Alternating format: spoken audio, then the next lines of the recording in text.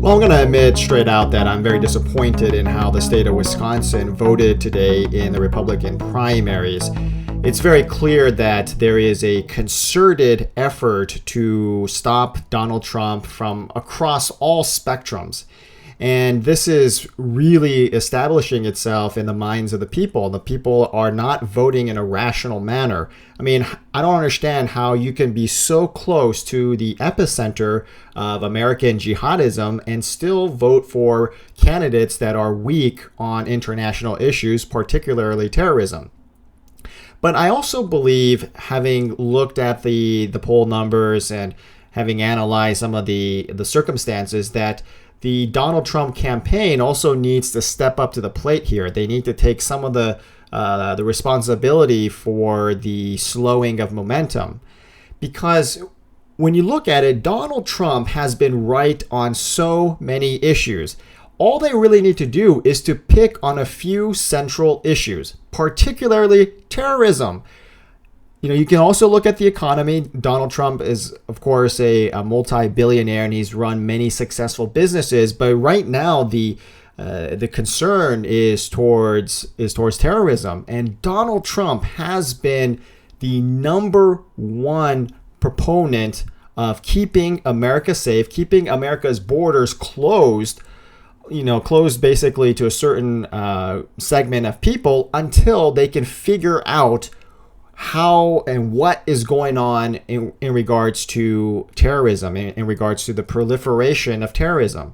This is absolutely critical if we are going to keep individual Americans safe. And this is a big time issue. I mean, you saw what happened in Paris. You saw what happened in Brussels. These are not isolated incidents. These are terrorist incidents that are growing in magnitude and in frequency. So we have to put a stop to this. We can't allow American lives to be endangered any longer.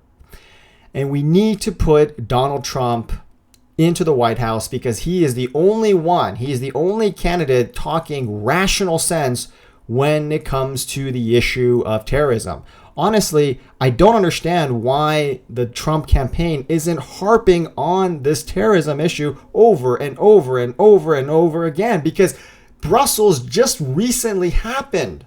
And you were the only one, Donald Trump was the only one talking about closing our borders, protecting Americans, putting American lives first. So I don't understand why they haven't beat that issue down to the ground and continued beating it, giving it a Negan-style beatdown. That's what it requires, because the American public, as we see in Wisconsin, they're very fickle. They're very flighty and wishy-washy, and they'll follow the flavor of the week. And right now, the flavor of the week is, unfortunately, Ted Cruz, a known liar. So I'm urging the Trump campaign, please go back on the offensive. Don't take this defensive posture any longer. We need to start hitting on the issues that matter, these visceral, guttural issues that speak to the hearts and minds of the American people, and educate them as to why Donald Trump is the best candidate when it comes to protecting this nation against terror. We need that message. We can't allow Ted Cruz or John Kasich to start controlling the framework and start controlling the dialogue. The Donald Trump campaign, you actually have the momentum. You actually have the majority here. And all it takes is to just get back on the offensive, start striking hard. Don't get into these, ninny-nanny issues of, these secondary issues that don't matter. Get back to the primary issues, the core issues that Americans care about. Speak to your core audience members.